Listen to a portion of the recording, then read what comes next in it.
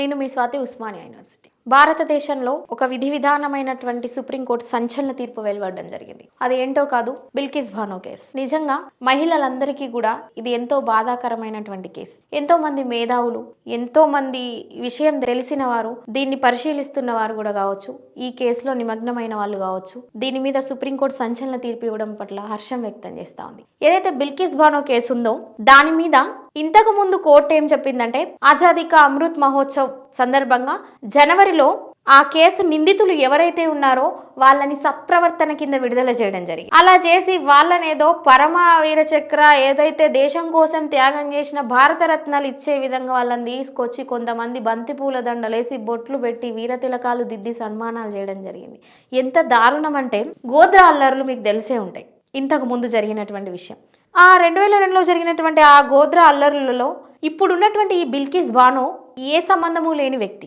జరుగుతున్నటువంటి అల్లర్లలో తాళలేక అక్కడ అల్లర్లకు భయపడి కుటుంబంతో సహా పారిపోతున్నప్పుడు, ఆమె 5 నెలల గర్భిణీతో ఉన్నప్పుడు కొంతమంది సామూహిక అత్యాచారానికి ఆమె మీద పాల్పడి కుటుంబాన్ని మొత్తం కూడా ఊచకోత కోయడం జరిగింది. ఆమె చుట్టూ కుటుంబంలో ఉన్నటువంటి వ్యక్తుల శవాలను ఉంచుకొని మధ్యలో ఆమె ఒక విలవిలలాడుతూ అక్కడ దగ్గరలో ఉన్నటువంటి పోలీస్ స్టేషన్కి వెళ్ళి కంప్లైంట్ చేసి, దానిని వాళ్ళు పట్టించుకోకపోతే అక్కడ ఉన్నటువంటి జర్నలిస్టులు తీసినటువంటి ఫోటోల ఆధారంగా కేసు నమోదు చేయాల్సి వస్తే కేసు నమోదయ్యి ఆమె అప్పటి నుంచి కూడా ఇప్పటి వరకు 15 సంవత్సరాలుగా కూడా న్యాయం కోసం పోరాడుతూ ఉంది. న్యాయం కోసం పోరాడుతూ ఉన్నప్పుడు ఇంత అన్యాయం జరిగితే భారతదేశంలో ఒక మహిళని ఎలా గౌరవిస్తామో మనకు తెలుసు. దేవతతో సమానంగా పూజిస్తూ ఉన్నారు. మహిళలకు ఇవ్వాల్సినటువంటి గౌరవం అనేది ఈరోజు పెద్దపీట వేస్తాం భారతదేశంలో. అది మన సంప్రదాయంలో ఉన్నటువంటి, మనం ధర్మబద్ధంగా చేసేటువంటి పని. కానీ బిల్కిస్ బానో కూడా ఒక మహిళనే, కాకపోతే ఆమె ఒక ముస్లిం మహిళ. కానీ ఆమెకు జరిగినటువంటి ఆ దారుణమైనటువంటి ఘటన ఏదైతే ఉందో, అందరూ కూడా మహిళా లోకం అనేది ఇప్పుడు విచారణకు గురి కావాల్సినటువంటి విషయం. అది అంత జరిగినప్పటికీ కూడా వాళ్ళని గుజరాత్ ప్రభుత్వం ఆజాదీ కా అమృత్ మహోత్సవ్ సందర్భంగా సత్ప్రవర్తన కింద అసలు దాని మీద ఒక కమిటీ ఏర్పాటు చేయడం జరిగిందండి. ఆ కమిటీ మెంబర్లలో ఎంతమంది ఏ డెసిగ్నేషన్తో ఉన్నారో మనం పరిశీలించవలసినటువంటి విషయం. భారతదేశంలో ప్రతి పౌరుడికి ఈ కేసు గురించి తెలుసుకోవాల్సినటువంటి బాధ్యత ఉంటుంది. అందులో ఉన్నటువంటి మెంబర్స్ ఎవరైతే ఉన్నారో వాళ్ళకు ఉన్నటువంటి అవగాహన ఎంతో మనకు దాని మీద వెలువడినట్టు, వాళ్ళు ఇచ్చినటువంటి ప్రభుత్వానికి ఇచ్చిన సిఫారసు ఆధారంగా కూడా మనకు తెలిసినటువంటి విషయం. జరిగిందని తెలిసి, అన్యాయం అని తెలిసి వాళ్ళని విడుదల చేసి, వాళ్ళకు ఒక సన్మానాలు చేసి, వాళ్ళను ఊరేగించి ఇవన్నీ చేయడం జరిగింది. దానిని సవాల్ చేస్తూ బిల్కిస్ బానో గారు కావచ్చు, మాజీ పార్లమెంటేరియన్ ఎంపీ మోయిత్రా గారు కావచ్చు, వీళ్ళందరూ సుప్రీంకోర్టులో సవాల్ చేయడం జరిగింది.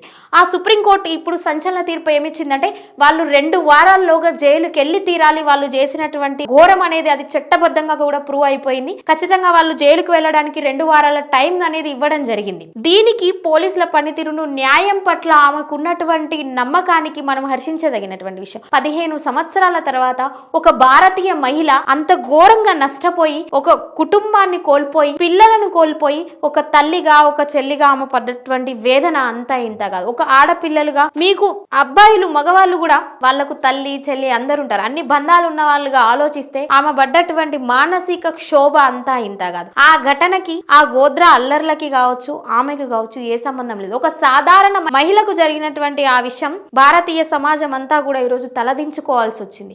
అయినా కూడా ఆ రోజు ఎవరు ప్రశ్నించలేదు. వాళ్ళు విడుదలైతే ఎక్కడా కూడా ఎందుకు బిల్కిస్ బానో కేసులో ఎందుకు వాళ్ళని విడుదల చేశారు, వాళ్ళు చేసినటువంటి ఎంత ఘోరమైన తప్పిదం అంటే, ఏదైతే కమిటీ వేశారో అందులో ఉన్నటువంటి గోద్రా ఎమ్మెల్యే గారు, వారు కూడా అందులో మెంబర్గా ఉన్నారు. వాళ్ళని ఒక మీడియా పర్సన్ అడిగితే ఆయన ఏం చెప్పారంటే, నిజంగా ఆ కేసు జరిగినప్పుడు నేను లేను, కాకపోతే ఎందుకు నమ్మాల్సి వస్తుంది అని అంటే, వాళ్ళు సత్ప్రవర్తన అంటే అందులో ఉన్నటువంటి ఆ నిందితులు ఎవరైతే ఉన్నారో వారందరూ కూడా బ్రాహ్మణ కుటుంబానికి చెందిన వారని సమాధానం చెప్పడం జరిగింది. నిజంగా మనం ఆలోచించుకుందాం, ఇక్కడ పార్టీల పరంగా కాదు, లేకపోతే వ్యక్తిగతంగా ఎవరిని దూషించే ఉద్దేశం నాకైతే లేదు, ఎవరికీ లేదు ఇక్కడ.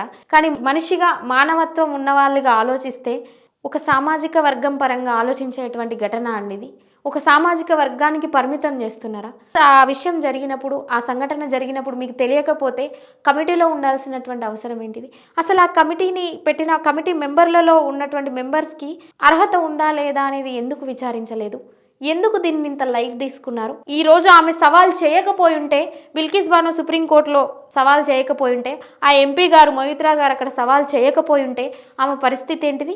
భారతదేశంలో జరిగినటువంటి ఈ అఘాయిత్యానికి నిజంగా సమాజం కూడా మానవత్వం ఎవరికి ఉందో ఎవరికి లేదో తెలియట్లేదు. దిశ ఘటనలో కావచ్చు, నిర్భయ ఘటనలో కావచ్చు, ప్రజాస్పందన అనేది కోకొల్లలుగా ప్రజాస్పందన వచ్చింది. నిందితులు ఎవరైతే ఉన్నారో వాళ్ళకి కఠిన చర్యలు తీసుకునే వరకు కూడా ప్రజలంతా కూడా, సమాజం అంతా కూడా ఏకదాటిపై నిలిచింది. మరి బిల్కిస్ బానో కేసులో ఎందుకు ప్రజాస్పందన లేదు?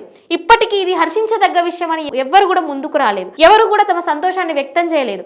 ఆ రోజు వాళ్ళని నిందితులను విడిచిపెట్టిన రోజు కూడా ఎవరు ముందుకొచ్చి ఇది అన్యాయం అని చెప్పిన వాళ్ళు లేరు. ఎందుకు? ఒక సామాజిక వర్గపరంగానో, ఒక మత విభేద విద్వేషాలకు లోను కాకుండా మనుషులుగా, మానవత్వం ఉన్న వాళ్ళుగా ఆలోచన చేయండి. ఇప్పటికైనా ఇదైతే ఇప్పటికీ కూడా భారతదేశ న్యాయ వ్యవస్థ పైన ఎవరైతే నమ్మకం కోల్పోకుండా ఉన్నారో వాళ్ళకు ఒక బాసటనిచ్చిన తీర్పుగా కూడా ఇది వ్యక్తం అవుతా ఉన్నది. బిల్కిస్ బానో గారు కావచ్చు, సవాల్ చేసినటువంటి ఎంపీ గారు కావచ్చు, ఎవరైతే ప్రజా సమాజం ఏదైతే ఉందో వీళ్ళందరూ కూడా హర్షించదగినటువంటి విషయం. న్యాయ వ్యవస్థ ఇలానే ముందుకెళ్ళాలి. నిందితులు ఏనాటికైనా కూడా బయటికి పెరోల్ మీద వచ్చి తిరిగేటువంటి స్వేచ్ఛను వాళ్ళకి ఇవ్వకుండా తప్పును తప్పుగానే వేలెత్తి చూపండి. దీనిని నిలబెడి ఇలా కెమెరా ముందు చెప్తున్న వాళ్ళ మీద విమర్శలు గుప్పించడం కాకుండా ప్రజాస్పందనను మీరు ఏకదాటిపైకి వచ్చి ఇక్కడ నిలుచుంటే, స్టాండ్ తీసుకుంటే ఈ కేసు ఇన్ని సంవత్సరాలు ఆమె న్యాయం కోసం ఒక మహిళగా ఇప్పటికీ కూడా ఆమె అడ్రస్ ఎవరికి తెలియదు. 20 సంవత్సరాల నుంచి ఆమె అజ్ఞాతంగా బతుకుతుంది. అలాంటి పరిస్థితి రాదు. అలాంటి పరిస్థితి రాకుండా కూడా సమాజం ఇప్పటికైనా మేల్కోవాలని కోరుతా ఉన్నాం.